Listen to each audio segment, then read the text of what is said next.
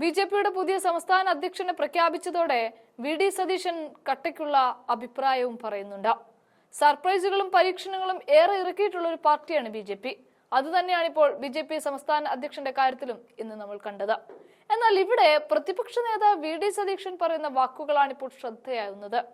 രാജീവ് ചന്ദ്രശേഖർ അങ്ങനെ വലിയ ബി.ജെ.പി ചായ്വൊന്നുമുള്ള ആളല്ല.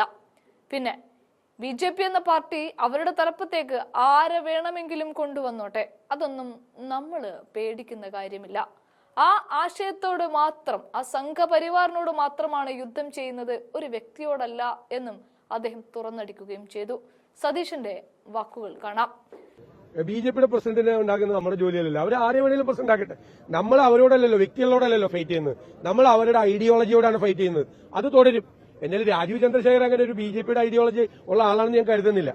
അതൊക്കെ അദ്ദേഹം ലേറ്റ് എൻട്രികളാണ്, പാർട്ടിയിലേക്ക് വന്ന ആളുകളാണ്. ഇഷ്ടംപോലെ ആളുകൾ ബി.ജെ.പി ഐഡിയോളജി ഉള്ള ആളുകൾ ഇവിടെയുണ്ട്. അവരോടല്ലേ നമ്മൾ ഫൈറ്റ് ചെയ്തുകൊണ്ടിരിക്കുന്നത്, അല്ല അദ്ദേഹത്തോടല്ലല്ലോ വ്യക്തിപരമായി.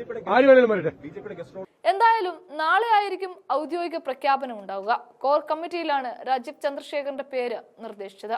രണ്ടാം മോദി സർക്കാരിൽ കേന്ദ്ര സഹമന്ത്രി കൂടിയായിരുന്നു അദ്ദേഹം. കർണാടകയിൽ നിന്ന് 3 തവണ രാജ്യസഭയിലും എത്തി. 2 പതിറ്റാണ്ടിന്റെ രാഷ്ട്രീയ അനുഭവത്തോടെയാണ് രാജീവ് ചന്ദ്രശേഖർ ബി.ജെ.പിയുടെ സംസ്ഥാന അധ്യക്ഷനാകുന്നത്. പാർട്ടിയുടെ അടിസ്ഥാന വോട്ടുകൾക്ക് പുറമെ കൂടുതൽ വിഭാഗങ്ങളിലേക്ക് എത്താനാകുമോ എന്ന പരീക്ഷണമാണ് രാജീവ് ചന്ദ്രശേഖറിലൂടെ ബി.ജെ.പി കേന്ദ്ര നേതൃത്വം നടത്തുന്നത്.